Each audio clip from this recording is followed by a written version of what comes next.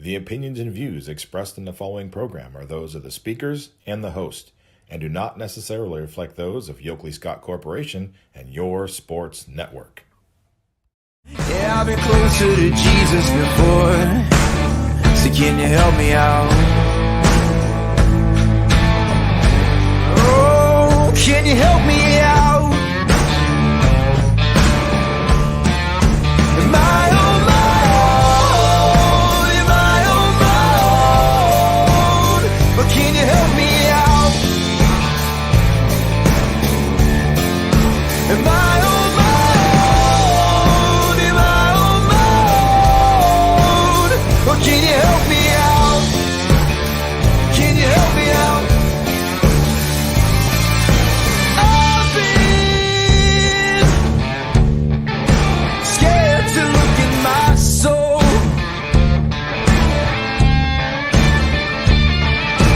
I've been afraid I would follow the road. Yeah, afraid of the things I've been told. Hello, everybody. Welcome inside a Friday episode of Running Point on YSNLive.com, brought to you always by our good friends over at Greenwood Chevrolet in Austin Town. Going to put them in the top right corner like we always do. Boop them there so you know exactly where to go. If you're ever in the market for a new or used vehicle, you can head over to Greenwood Chevrolet in Austin Town. They go the extra mile for you. We try to do the same here on this show every single day. Got a good show for you today. It is the last one of March. This month has flown by. It is March 31st, 2023, which means we are one day away from April, and March is going out very aggressively. It is rainy today, cloudy, gloomy, whatever you want to describe it. It is definitely the spring weather as the temperature goes up. We get that bittersweet feeling of the temperature getting warmer, but obviously when the temperature goes up, meteorology 101, you're going to get a little bit more rain. So rain in the forecast today. We still have at least one game on. Fitch and Columbiana have said they are still good to go for now, but we have a lot of cancellations to go over as well towards the end of the show of not just today, but tomorrow. Some teams have decided to get ahead of the weather, and that we're supposed to have like 50-mile-per-hour winds. I just heard DePaulo in his forecast on WFMJ, maybe 50-mile-an-hour winds this evening, which is just going into tomorrow, and this evening going into tomorrow as well. So that's not good for baseball. Can you imagine hitting a baseball into a 50-mile-an-hour gust?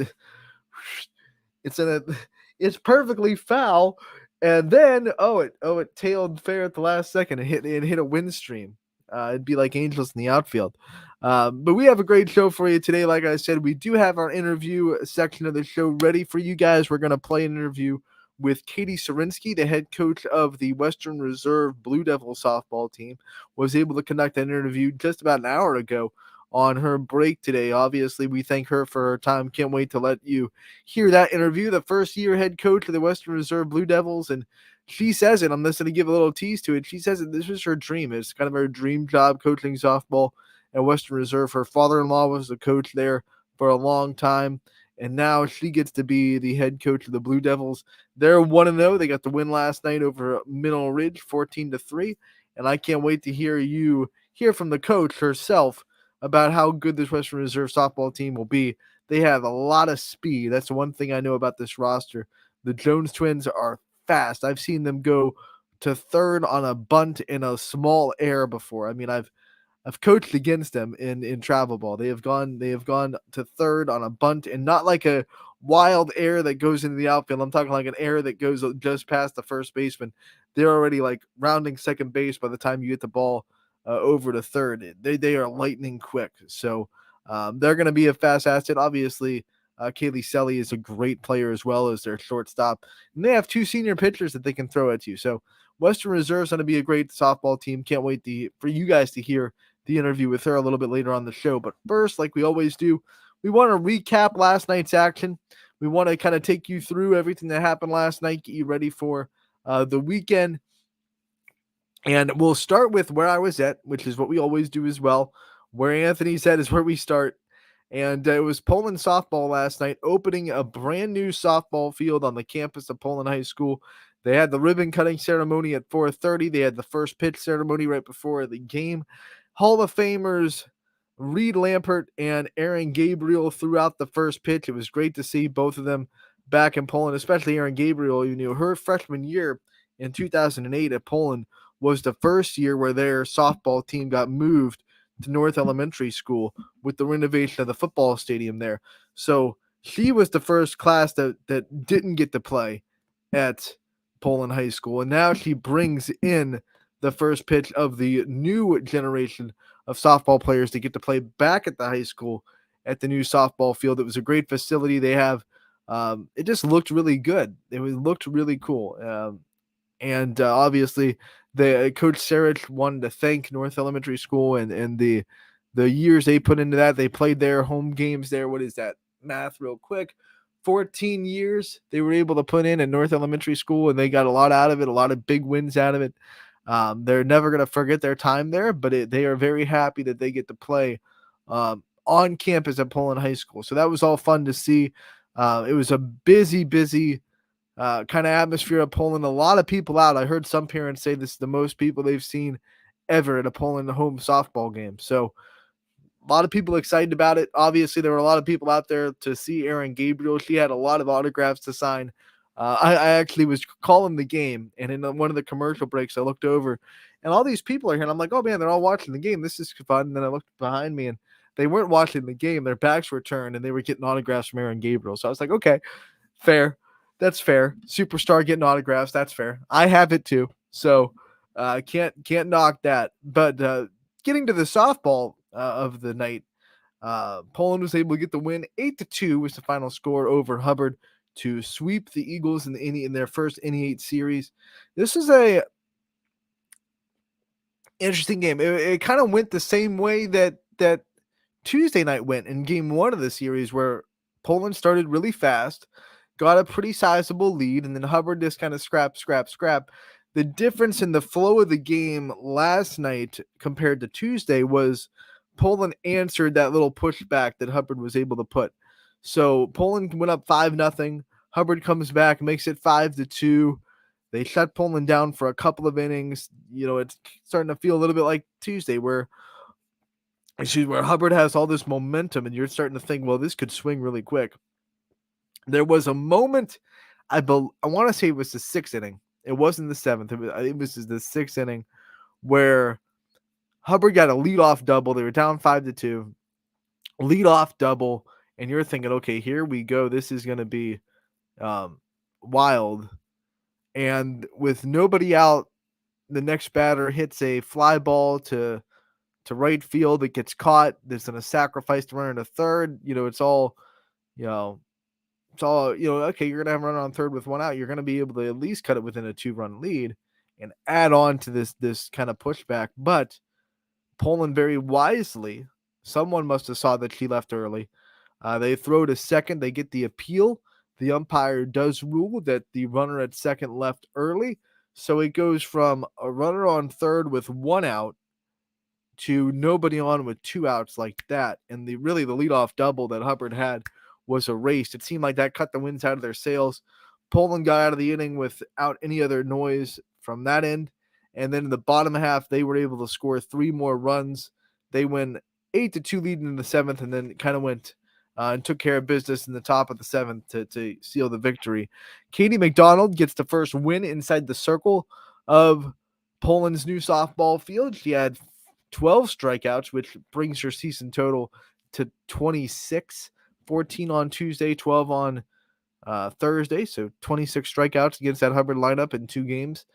And she also hit the first home run of the new softball field at Poland High School. She cranked one in the very first at bat. 2-run shot gave Poland the early 2-0 lead. She was 2 for 2 at the plate, intentionally walked twice, and she had those 2 RBI. Kylie Hudrin had a really good day at the plate down near the bottom of the lineup for Poland. She went 3 for 4. Leona Bucheri had a great night. The catcher in the 2 spot. Elena Thompson, they were getting contributions from a lot of different hitters. That was one of the things that kind of caught Poland up last year when they did struggle. They had a great season, but when they did kind of struggle, it was because their offense was pretty much 3-4-5, and then a gap for 1 to 2 and everyone below 5. You couldn't really get a lot of consistency out of the rest of the lineup this year. So far, I know it's only 2 games in, so you can't make dramatic calculations and observations yet of the team. But so far, this lineup is really starting to get consistency from everyone in the lineup from 1 to 9. And that's going to be big for Poland, because I think what Hubbard kind of proved is these lineups, because Katie McDonald is a senior, especially in the league, these lineups have seen her. They know her. There's no intimidation factor anymore. Yes, she's very good. She's going to get her strikeouts. She's going to hold you down. She's going to give you a chance to win. But if you're going to rely on her to shut down everybody and to be able to hold everybody to no runs in the league, especially, you're just not going to do it. There's a book on her, right? All these teams, she's been pitching for Poland since her freshman year. So all these teams have seen her a lot, and they all have their own scouting report on her. They all know what to do when they go up to the plate. It's not like when you're bringing up a brand new freshman or you're bringing up a sophomore, maybe that, no one's really seen a lot, or even the second year. You've only seen them once. You play each other twice in the season. That's not a lot of at bats. But now that you're a senior pitcher and these girls have seen you before, you either have to really improve your game every year and bring like a new pitch or a new kind of facet to your arsenal, or you just have to kind of do what Katie does and just accept that they're going to get a couple of shots on you. Lauren Komaruk hit a home run for Hubbard. They're going to get, here and there, they're going to get their hits. They're going to be able to be patient a little bit against your rise ball. And she has to grind like she did these first 2 games and keep them in the game, shut the Hubbard down when they had to. I'm really impressed with her ability to not let things steamroll. I mean, she was able to just stay calm, cool, and collected inside the circle, even when Hubbard started to get a little bit of momentum. And like I said, hit a home run, was able to put base runners on. They definitely didn't have a terrible day at the plate against Katie McDonald. Obviously, that's funny to say when you strike out 12 times, but they drew a couple walks. They had hits, scattered around. They put runners on base almost every inning. I think there was only, just like Tuesday, there was only 1 clean inning, if I'm not mistaken, where Hubbard went 1, 2, 3. So they were able to put runners on, whether it be from the walk or a hit. They really did a good job of being patient. Katie McDonald obviously just grinded through it, and that's what she's going to have to do throughout the whole league. She's going to have to grind through it, not expect a shutout, but it's going to happen. She's going to shut people out, but not just go in saying we're going to shut them out and that's the only way we're going to win. That can't happen. Poland has to be able to score a lot of runs, and they have to be able to give Katie McDonald scoring help against the league, because this league has a lot of good hitters, and they're going to make their adjustments against McDonald, and there are going to be teams that are able to score 2, 3, 4 runs on her. It's just inevitable when you've seen each other so much. I mean, you look at even college pitchers, they have a little bit of more struggle in their conference when they're seniors, because those college teams have seen them more times than not. So, that being said, McDonald did a good job, like I said, just weathering the storm, grinding through a win. We'll go to the Poland baseball team. They're playing at the same spot against the same team, and this one was exciting. Poland was able to go into extra innings. It went to 8 innings, and Denny walked it off with a double. Chris Denny walked it off with a double to win this game, and Poland was able to get the win. They are 2-0 on the year.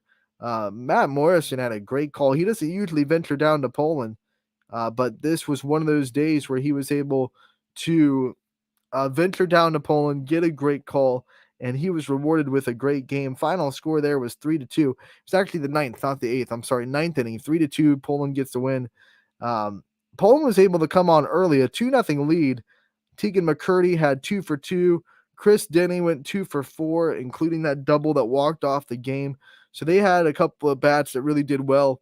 Hubbard, though, unlike Tuesday where they got kind of handled, they really put up a good fight. 2 runs in the top of the 7th inning to extend the game. And Ryan DeLillo really, really pitched well despite that. 9 strikeouts, 4 hits for the Bulldogs. Andrew Calley, who we know really well from the year he had last year for the Eagles, He went 4 innings, allowed 7 hits, 2 runs, struck out 3. Games coming up for both teams. Hubbard is going to play on Saturday. They will travel to Howland, take on the Tigers. Poland will travel to Struthers on Monday. So one non-conference game for Hubbard up on Saturday if they're able to get it off. This weather does not look extremely promising for baseball and softball this weekend, but they are scheduled to play on Saturday against Howland. And then Poland, of course, staying in the league on Monday against Struthers. Let's go over some other games that happened last night. We did get a lot of action in, and it's a good thing too because it doesn't look like we're going to get too much in tonight. We'll go down the line basically from our website. You can find all these recaps on ysnlive.com. Boardman got their first win of the season, 6-1 over Notre Dame Cathedral Latin. This was a not a makeup game. How do I want to word it? It was a pickup game. I like that one. It was a pickup game. They were supposed to play Uniontown Lake last night. Uniontown Lake backed out of that game. They were able to pick up Notre Dame Cathedral Latin last minute, and they were able to win 6-1. And Gabby Safara really pitched well for the Spartans, set the tone in the circle. 7 innings, allowed 5 hits, 1 run, while striking out 14 hitters from Safara. 13 hits on the day for the Spartans. Natalie Davis and Ava Freeborough both had multiple hits, as well as Cami Goski and Tori Strines. Davis went 4 for 4 at the plate, and Boardman also had no errors on the day, so that's a good sign. Errors were kind of the difference in their first game against Columbiana. Those errors were probably one of the reasons why Coach Moots would say they lost the game. They out-hit Columbiana on Tuesday, but they had 3 errors that let Columbiana score some unearned runs. So they had a big day at the plate from their senior Natalie Davis, and then a couple of young players, and Ava Freeborough and Tori Strines. They both were able to contribute as well. So 2 seniors and 2 sophomores get multiple hits, and it's a big day for Boardman. They're scheduled to play tonight, traveling to Green. I don't know about that one. I mean, I don't know what the weather's like up a little bit towards Green. Obviously, it's far enough away that maybe it's not raining at Green. We'll have to stay up to date on whether or not the Spartans are going to travel to Green or not. They're also scheduled to be at the Joanne Kernan Classic on Saturday at McCoon Park and have 2 games down there. From what I've been seeing, some of those games tonight and tomorrow might get moved to Sunday at McCoon. I've already seen Champion against Field, which was scheduled for tonight at 5 at McCoon Park, has been moved to Sunday at 2. So we might see some games of that Joanne Kernan Classic be played on Sunday at McCoon Park in Canfield. Stay tuned to ysnlive.com for constant updates on that, because we'll definitely have a couple announcers there and try to be there at McCoon Park as much as possible for the Joanne Kernan Classic like we are every year. Some other games that were going on last night, we'll go over some other recaps. We saw Brookfield softball get the win over Liberty. They were able to sweep them, and it was Abby DeJoy that had the big night for Brookfield this time. 12 hits on the day for the team. DeJoy went 3 for 4 at the plate, and she hit a home run in the 5th inning that kind of powered their offense. 12-0 was the final score, by the way. In the circle, it was Miranda Nicholson again. We know how good she is. She played in our All-Star game last year. She is a excellent pitcher, spins the ball well, not a lot of velocity. One of those pitchers that kind of relies on her movement more than her velocity. She gave up 5 hits, 1 run, striking out 13. And then, that's pretty much the wrap for the Warriors. They scored 6 runs in the first, and then they went on to win 12-0.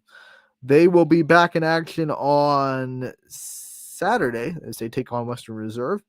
And the Leopards will look to get on the win column on Saturday against Springfield. So both teams are scheduled to be in action tomorrow from Liberty and Brookfield. Let's look at Badger baseball. They got a win to start the season. A little bit of a late start for Badger, but they still get it off on the right foot. 10-0 over Lordstown. And Brad Hamilton, a guy that we know all too well from the basketball season, he went 2 for 2 at the plate.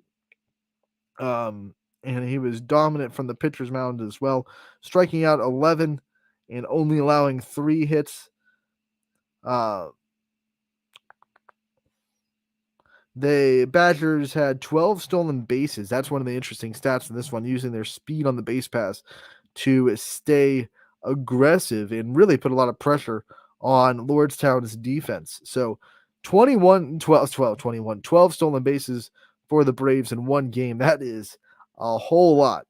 They will keep momentum going. They are back in action on Wednesday against Bristol is Badger.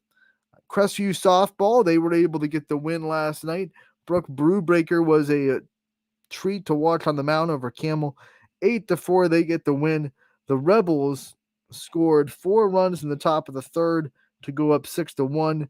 It was Brenna Figley going 2 for 4 with 3 runs, and Kate Lissy 4 for 4 at the plate. Those were the big bats. Brewbreaker in the circle, 6 innings, allowed 4 hits, and had 9 strikeouts for her. Melena Williams actually pitched, had a pretty productive night for the Red Devils, 2 for 4 on the night, and she had a good day at the plate. She's a really good player. We were able to interview her last season as part of this Campbell team that is just trying to build and trying to get better. And there are definitely points in that game where they feel like they could have won. They were in this game with Crestview, who is a very good program. So things are looking up in Camel for their softball team. Ramani Adams went 7 innings for the Red Devils, 12 hits given up, 8 runs, but only 4 of them were earned, 11 strikeouts for her. Crestview back in action on Monday as they take home, back in action today. I'm sorry, I saw McDonald and I thought it said Monday. Back to action today. They're scheduled to be back in action today. I don't know. Well, of course, weather. But they're scheduled to play McDonald today, which would be a pretty good game. Brubaker against O'Brien. Camel also supposed to be in action today as they take on Warren Harding. So I wanted to kind of give Camel their shout out because, like I said, they're a program that's on the rise. All these recaps of these games can be found on ysnlive.com. I don't have time to obviously go over every game and shout out every player, but we'll go over the scores real quick before we move on to the interview section of the show. So here are the scores from last night. Champion was able to win twice on the softball diamond against Newton Falls, 18-0 in the first game that was continued from yesterday. And then they were able to win 21-0 in the second game. Gabby Gradishar threw a no-hitter in that first game against Newton Falls in the 18-0 win. Also hit a home run. And then offenses galore in their second game, 21-0 over Newton Falls in game 2. South Range was able to get the win over Lakeview. 11. It should have been 10-0. The game changer said 11-0. But once that 10th run scores on the air in the 5th inning, that should have been the end of the game. So 10-0 for the Raiders. They're able to get the win on the softball diamond against Lakeview, who I honestly thought this would be a good game. I thought this would be really competitive. And South Range obviously had 2 games where things got a lot closer than they wanted to. Maybe they tightened up the screws. Maybe they got a little bit of motivation from having to go into extras against Jefferson. They came in today with a really focused mindset, and they were able to beat a very good Lakeview team 10-0 in a run rule victory. Cardinal Mooney baseball got the win 10-0 over Salem. That's an impressive win. Salem was 12-0 victorious on Wednesday, so script gets flipped on the Quakers. Lowville scores 4 touchdowns in a 28-6 win over Latonia. Heartland Christian wins the battle for Columbiana 10-6 on the baseball diamond. We saw Lakeview on the baseball field beat South Range 5-4. It's a big win for the Bulldogs. Crestview baseball was able to beat Camel, 16-0. Fifth softball was able to beat Aurora 5-0. Sydney Watts still yet to give up a run so far in this season. 42 strikeouts so far for her in 3 games played. Fitch baseball got the win over NDCL, 5-2, the final score there. We saw JFK get the win over Struthers at Scene Park. This is an extra innings, but not your typical extra innings score, right? So it went to extras, but a big top of the 8th for JFK made them win 9-3 over Struthers at Scene Park. Let's see. We saw Howland get the win over Crestwood, 5-2. Brooke Tater looked really good in the circle for the Tigers. Canfield softball got the win over West Branch, 8-0. Melena Toth looked really good in the circle for Canfield. We already talked about Boardman softball getting the win. How about LeBray baseball blanking Garrettsville Garfield, 8-0 the final score there. Mogador baseball took it to Jackson Milton, 9-0 final score there. And those are the final scores that came in from last night. Like I said, the recaps and stats and big players and all of that fun stuff can also be found on ysnlive.com. Please check that out. Our announcers and our content team does a lot of hard work to make sure that our website gets as many updates and as many recaps as possible. Also want to give a shout out to the Mooney lacrosse team, the 10-7 win over Gilmore Academy. That is avenging a loss to the Lancers last year. Gilmore Academy beat them 10-1. Mooney gets to win 10-7 last night, and they are 5-1 on the season is Mooney girls lacrosse. So congratulations to them, and we thank them for always reporting their stats so we can get them covered this season. If you are a team, a lacrosse team, or a tennis team, or anything like that, that you want the updates, you want the articles on the website, it's really all you have to do is just report the stats. We would love to get the names out there, get your athletes out there. We just need a little bit of help with information, right? So if you send stats or game recaps to my email or anyone on social or any of our social media platforms, my email is ahartwig01.ysn@gmail.com. But any of our social media platforms as well, if you direct message us on Twitter, Facebook, Instagram, whatever it may be, and send us kind of the information of the game, the stats or the big contributors. I don't know why I struggle with that word. Big contributors. We would love to shine a light on your team and put the update and put the recap on the website. We definitely do not intentionally ignore any team. We just need help with some information. So that is how you get your team coverage. You make sure that you get us some info. We would love to cover everybody that is putting in a lot of work and a lot of time this spring sports season.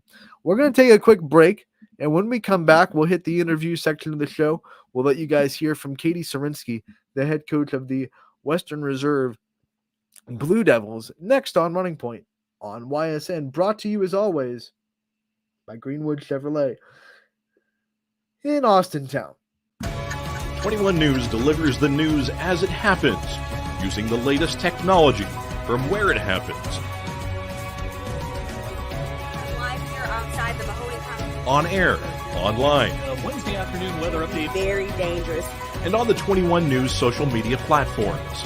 I'm on the road right now. 21 News, the Valley's only locally owned source for trusted news since 1953.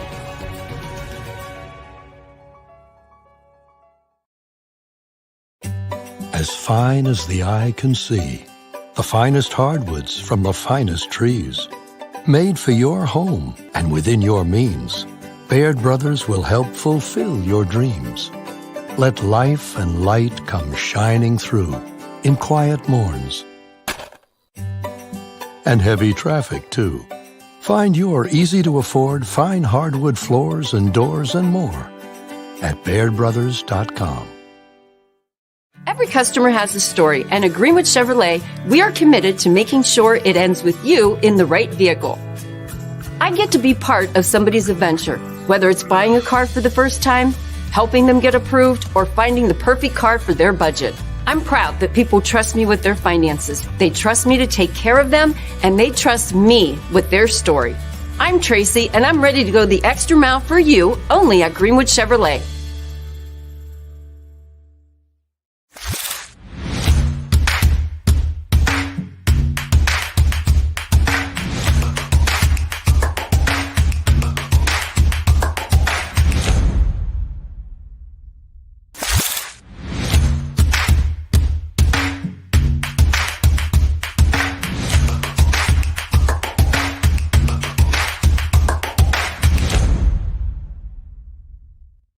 Welcome back to Running Point on ysnlive.com, brought to you by Greenwood Chevrolet in Austintown. Before we get to Katie Sarinsky's interview from Western Reserve Softball, I do want to acknowledge that I missed a score, and I truly apologize for that. Columbiana did beat Salem 5-2 last night. Mackenzie Gamble had a great day for Columbiana. She threw 5 innings pitched, struck out 9, gave up no runs. Also 3 for 4 at the plate with 2 RBIs for Gamble. So she had a great day for Columbiana. They were able to beat Salem 5-2, and they were supposed to play against South Range tonight, which was going to be a really anticipated matchup on the softball diamond, but that game has already been canceled. So Columbiana will not play South Range tonight, unfortunately. So with that being said, those are your recaps from last night. And we will go into our interview with Katie Sarinsky, the head coach of the softball team at Western Reserve. And we enjoy this interview. Anthony Hartwig here with a new spring sports preview. We're joined by the head coach of the Western Reserve softball team, Katie Sarinsky. Coach, thank you so much for taking the time to join us today. Thank you, Anthony. Glad to be here. And we were talking before you came on. You're new to this. This is kind of, your first year as the head softball coach at Western Reserve. First question for you is kind of what drew you to this job and what made you want to take up the head coaching job at Western Reserve for their softball team? Well, softball has always been a passion of mine. I've always loved the sport. I actually started my coaching career here at Western Reserve in 2001. At the time, my father-in-law was the head coach, and I assisted him on JV. I was a JV coach, and then I eventually was one of his assistants on the varsity team. But I've always wanted to coach at Western Reserve, and my dream finally came true. Dreams do come true, and that Sarinsky name, coach, is riddled throughout the Western Reserve area right now because obviously Joe Sarinsky, head coach of the basketball team. Joey Sarinsky played in their All-Star game on Saturday for basketball. What's it mean to you to add another notch to that family name and to be another coach that's in this program? Great. I mean, this is a great community to be a part of. The community supports us. I mean, it's absolutely amazing to get this opportunity and to get to coach at Western Reserve this year. Let's go over your roster and meet your team this year. Obviously, there are some names that are very familiar that had great seasons last year that are coming back, and some new names as well. Take us through your roster, who some of the people are that are really helping you out, and let us meet the team. All right. Maggie and Hannah, they're both seniors. They will be our pitchers this year. They will carry us through the way. They've been working hard off season. They both go to pitching coaches. They both play travel. They're just hard workers. They, are always ready to go when they get to practice. Always encouraging the younger ones. I also have Alexa Abrams. She is also a senior this year. She's going to do a lot of multiple jobs. She's used to playing in the outfield. This year, she is going to see a lot of the infield. But also, again, she will see some of the outfield too. My shortstop, Kaylee Selly, she's a junior, excuse me. She's huge to the middle infield. Nothing gets past her. She eats up everything. She's a good leader on the field. And then I got the two twins, Allie and Lenny. Both of their speed is just absolutely amazing. They are fast. Allie will be my catcher. She also might have to fill some other positions at times in the infield and the outfield.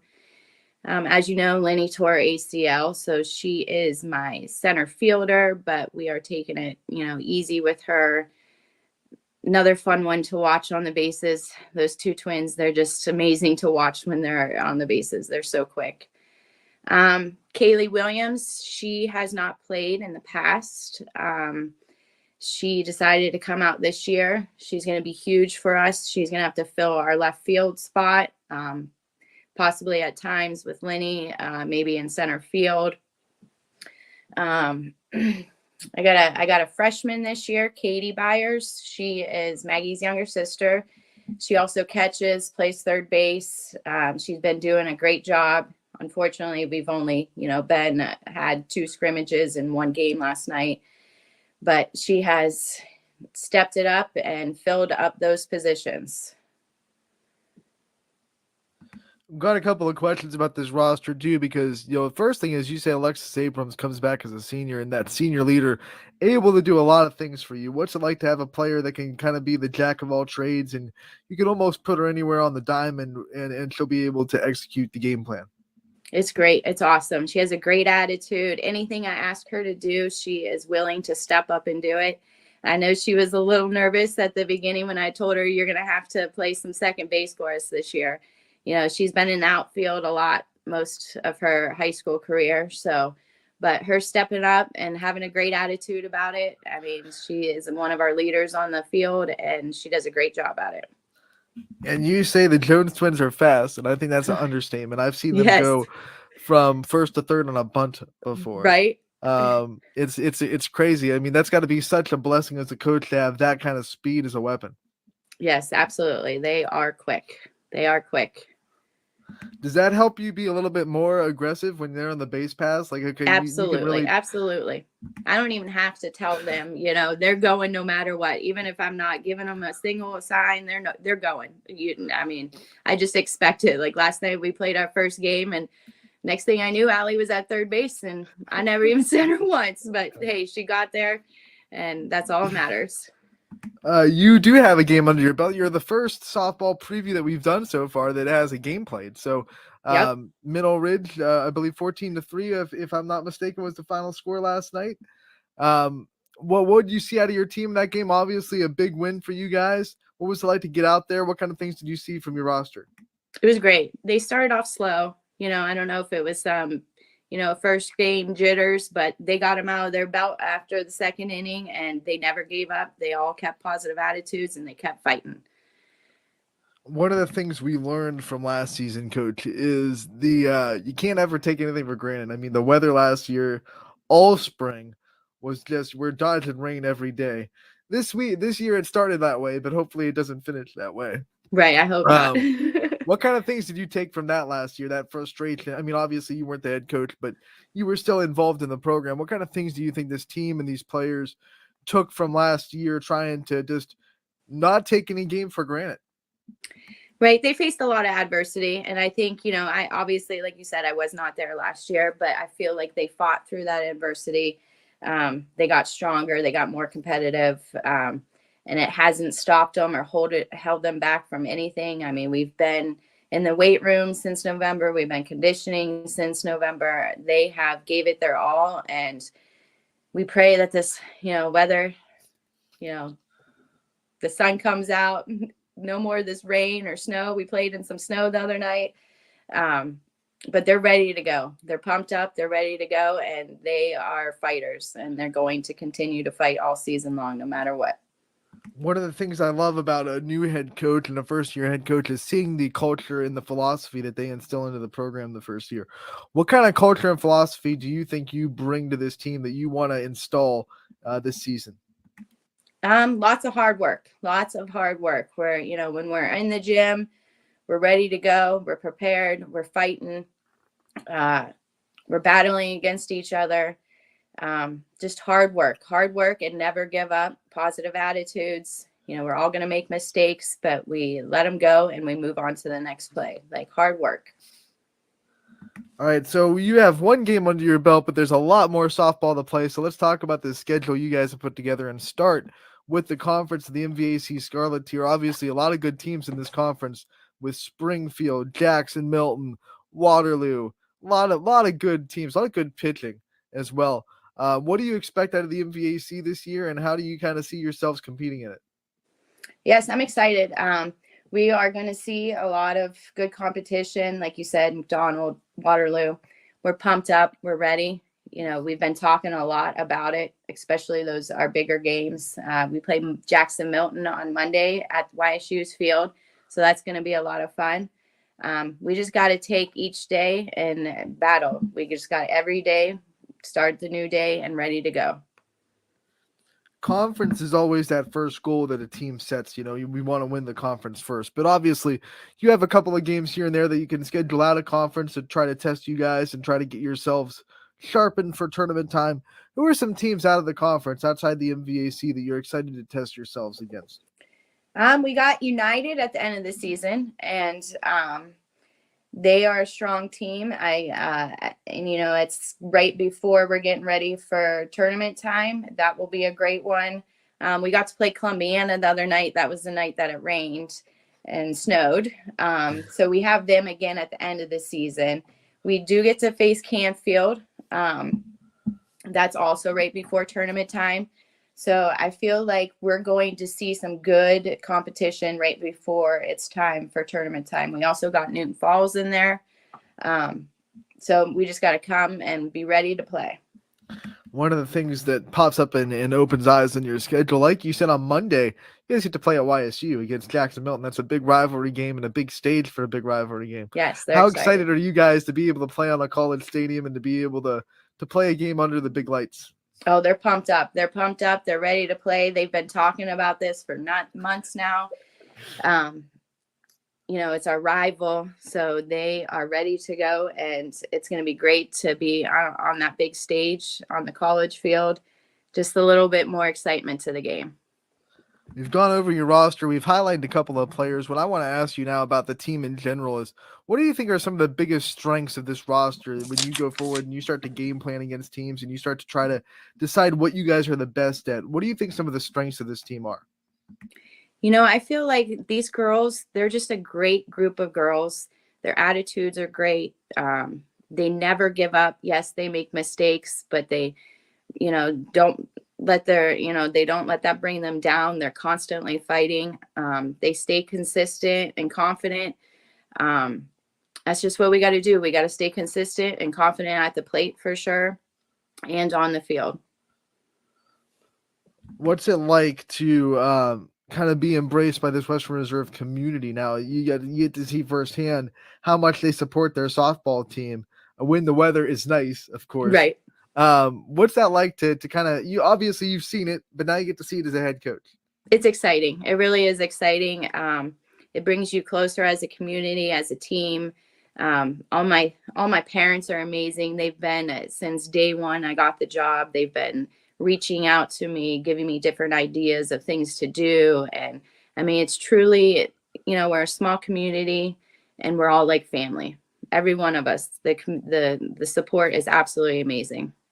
Here's another question I like to ask first-year head coaches, because they always have the dream of being the head coach. And like you said, it was your dream to be the head coach here, and it's finally achieved. Is there anything so far that surprised you about the job, or maybe that is either harder or easier than you expected it would be? Not really. I just, it's on, like I said, it's great. The community support that I've gotten since day one, from the parents to the ones that don't play, parents outside of the, my group that I got. I mean, just it's been fun. It's been challenging at times, just with, everything that comes with being a head coach. It's all a learning process, but so far so good. It's been a fun ride, and I can't wait for the rest of the season. All right, before we let you go and we wish you luck in the rest of the season, we do want you to talk about your coaching staff and the people that are helping you out in this season, because we know that you can't do it by yourself. You get the interviews, you get the limelight, but the assistants that are behind you and the people that are supporting you behind you are really important to this program. So who do you have helping you out, and who are some of the big names that have made this program great? Yes. This year I just have one assistant coach, and that is my husband, Joe Sarinsky.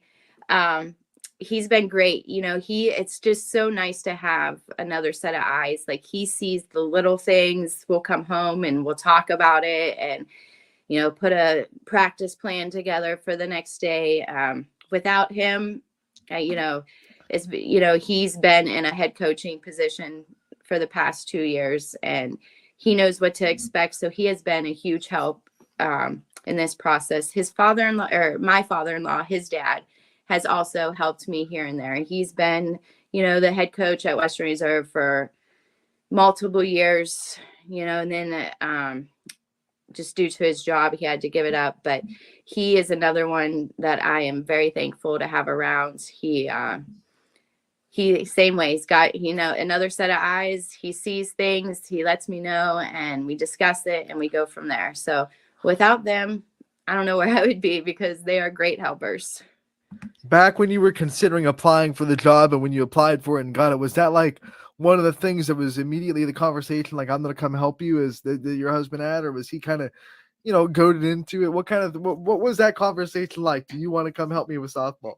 Obviously, Yeah, you he's just got done always coaching a whole season. So what was that yeah, conversation? right. He's got his plate full, but he's always coached baseball. He was an assistant coach, for Jake Zatchok last year and for the past couple years. So, I mean, he was on board. Never any complaints. He was ready to go. Obviously, I didn't get to see him until, past couple weeks, just due to basketball, but he was always there helping the girls. They really enjoy having him around. It's just been a lot of fun. That's a great balance. You didn't get to see him a lot during the basketball season. Yes. Now you get to see him a ton all the time during softball season. One last question about that. Like, what's it like to have an assistant coach that you go home with and you're able to have that conversation past the softball field and to be able to be so connected with? Is that an advantage to your coaching staff, do you think? I think so. We're on the same page. It's, we have the same coaching strategies. It's been really great to have them around. We always come home. We always talk about it. We make our decisions together, and it's really been awesome to have them around. Coach, we think it's so awesome that you are the head coach, and we thank you for your time. We wish you the best of luck this season, and we can't wait to talk to you again real soon about Western Reserve success this year. Thank you very much, Anthony. I've appreciated you getting a hold of me and setting this up. You got it. Western Reserve Coach's Corner on the softball diamond with Katie Sarinsky, the brand new head coach of the Western Reserve softball team. Like she said, it's a dream job that she's had, and she finally has it.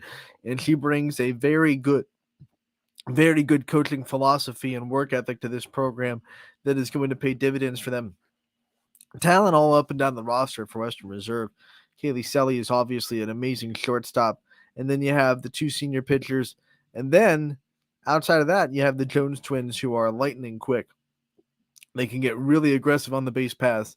So happy to see them and see them have a coach this year, and a coach that's going to push them and get them to work hard. And obviously it's our second, I believe our second wife and husband duo in the YSN family. We got the Kurtzes at Columbiana, and now we have the Sarinskys at Western Reserve.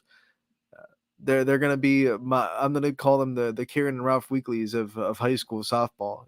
College softball fans know about that. Tennessee co-head coaches for a long time. Ralph retired, so now it's just Karen Weekley as head coach. But the funny thing is, in Tennessee, there's actually a state law that says you can't be a superior to your spouse. So one could not be the head coach and the other assistant. They had to be the co-head coaches because of a state law in Tennessee. Ohio does not have that law.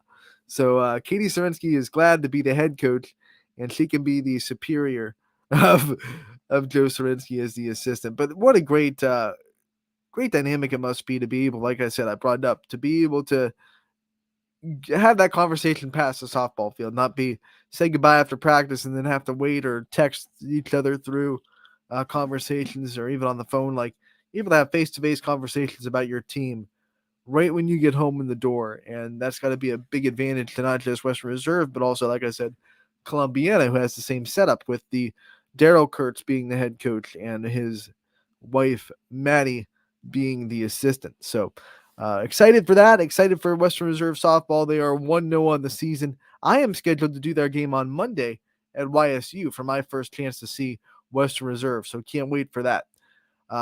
Before we get to our previews, I do want to give a little promo to something that we're putting together here at YSN. Myself, GM Steve Leslie, and Sam Torres, the 440 guru that you see in the mornings on the 440 show.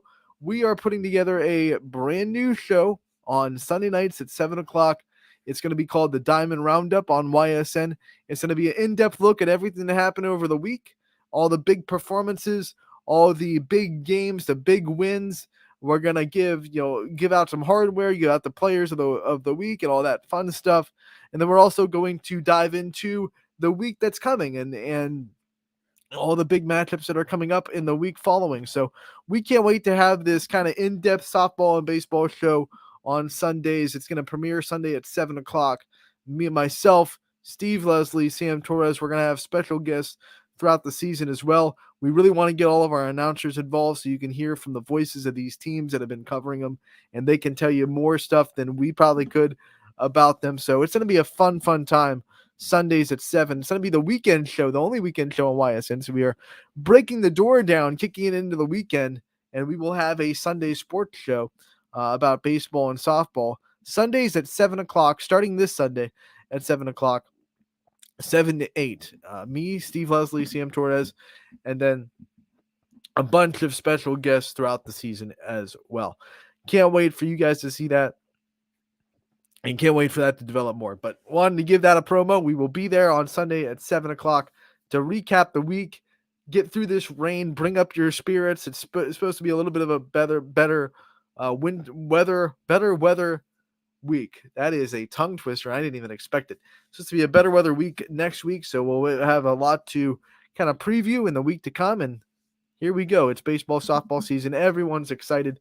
And Steve Leslie and myself and Sam Torres are especially excited, and we wanted to amp up our softball and baseball coverage this year with a weekly roundup show kind of called Diamond Roundup. YSN's Diamond Roundup. Sunday at 7 will be the first episode, and we'll have you geared up every Sunday at 7 o'clock throughout the rest of the spring sports season. Let's go into the updates from today and tell you what's canceled, what's not canceled so far. I'll just go with baseball first, and like we always do, we'll go with what games are canceled tonight. And here we go. Boardman at South Range has been canceled tonight. Cheney at Latonia is canceled tonight. East Palestine at Jackson Milton is not happening. Canfield to Lakeview is canceled right now. Pymatuning Valley was supposed to play at Struthers on Scene 1. That is canceled. Sebring versus East is canceled. Warren JFK against Heartland Christian, which was also supposed to be at Scene Park, has been canceled tonight. We'll go down to softball and tell you the games that are canceled. Every game that was supposed to be at McCoon Park tonight is canceled. So these are the games. Revere versus Canfield was supposed to be played right now at 2 o'clock. That is canceled. Revere versus Ursuline at 4 o'clock has been canceled. Champion versus Field, at McCoon, 5 o'clock, has been canceled. Howland versus Ursuline at 5 o'clock has been canceled. Jefferson versus Revere at 5 o'clock has been canceled. And the last game of the night at McCoon was supposed to be West Branch versus Lakeview. That has been canceled. Here are some other softball games that weren't at McCoon Park that are canceled tonight. Bloomfield at Pymatuning Valley has been nixed. Cheney at Latonia has been canceled. Columbiana at South Range is not happening. Lakeside hosting Laurel is canceled. McDonald at Crestview has been canceled. Salem at Struthers has been canceled. And then Youngstown East hosting Sebring at Pemberton Park has been canceled as well. Here are the softball games that are happening. We will have Fitch softball against Mentor on the network at 5 o'clock. Ty Bartell will have the call. And as of now, Beaver Local still traveling to Edison at 5 o'clock. As of now, Southern is still hosting Lowville. As of now, Niles still hosting Middle Ridge. And as of now, LeBray still hosting Western Reserve. On the baseball diamond, here are the games that are still on as of now. I want to emphasize that. Beaver Local will be at Edison. Chris Sigler will have the call on that one. Columbiana will be at Fitch, and Joe Cebio will have the call there. As of now, Middle Ridge at Niles is still happening. As it is a Friday, we'll go into Saturday. There have been some games that have been canceled for Saturday, but a lot of them are still trying to hang on to see what kind of the weather is going to happen for tomorrow. The baseball games that have been nixed for tomorrow so far are Middle Ridge at Struthers on Scene 1 and East at Lowville on Scene 2. So those two games not happening. Here are the games that are scheduled to be on the network tomorrow on the baseball diamond. Crestview at Salem at 1 o'clock. First pitch, Derek Rhodes on the call. West Branch at South Range at 1 o'clock. Chris Colucci and Jimmy Powell will be on the call there. The softball games that are supposed to be on the network tomorrow, Macune Park is supposed to be covered by myself, which is Revere versus Boardman at 11, Field versus Boardman at 1, Louisville versus Howland at 3 o'clock. Those are all supposed to be covered. But Macune Park, right now, the schedule is getting, pushed back. The times might be different. We know that the champion game from tonight has been moved to Sunday, so they might have some Friday games pop up on Sunday. You might have some Saturday games pop up on Sunday as well. Here's some other softball games that are going to be on the network on tomorrow, weather pending. Glen Oak will be at Hoban. Ty Bartel will be there. Lakeside will be at Fitch, and Alec Caberna will be at that one for that. Here are some other games on the schedule for baseball. Lake is supposed to be at Boardman at 5 o'clock, Cocker at Sebring at 11, Malvern at Southern at 11, Union Local at Edison at 12, Cocker at Sebring at 1 o'clock, Malvern at Southern at 1 o'clock, and Hubbard is traveling to Howland at 3 o'clock. Softball games on the schedule tomorrow: Green versus Howland at Macune Park at 11, Jefferson versus Geneva at 11 at Macune Park, John Glenn traveling to Edison, Lakeview versus Ursuline at Macune Park at 11 o'clock, Malvern at Southern, Middle Ridge at East Palestine, Weir at East Liverpool, Girard at West Branch, Liberty at Springfield, Lowville versus East, Steubenville at Lisbon, Struthers at Cheney, that's going to be at the Field of Dreams, Crestview at Salem, Jefferson versus Ursuline at Macune Park at 1 o'clock, John Glenn versus Hubbard at Edison at 1 o'clock, Lakeview versus Geneva at Macune Park at 1 o'clock. Louisville versus Green at Macune Park at 1 o'clock. Malvern at Southern. Weir at East Liverpool. Girard at West Branch. Field versus Canfield at Macune Park at 3. And then Hubbard at Edison at 3 o'clock. So, take a breath. Those are all the softball and baseball games that are still scheduled to happen. Obviously, right now with the weather that is supposed to be hitting us tonight and tomorrow, that is very tentative, but we will have up to dates. Make sure to tune in to ysnlive.com/live. That is where you can constantly check to see if those games will be on the network, because if they're going to be broadcasted, they will be there on that page. If they get canceled, they'll get taken off that page. So make sure to keep an eye on ysnlive.com/live to keep up to date on our broadcast schedule, and obviously if those games are canceled or not canceled. We will also try to keep you guys as up to date as possible tomorrow with all the weather and all the games that are supposed to be happening. Obviously, we won't have shows tomorrow, so stay on our social media pages, Facebook, Twitter, and Instagram, to make sure to stay updated with the cancellations and postponements for tomorrow's game. That'll do it for today's episode of Running Point. This was brought to you, as always, by Greenwood Chevrolet in Austintown. They go the extra mile for you when we do the same here on this show every day. We'll be back on Monday from 1 to 2. We hope you guys have a great weekend. Thank you again for tuning in. Stay dry tonight.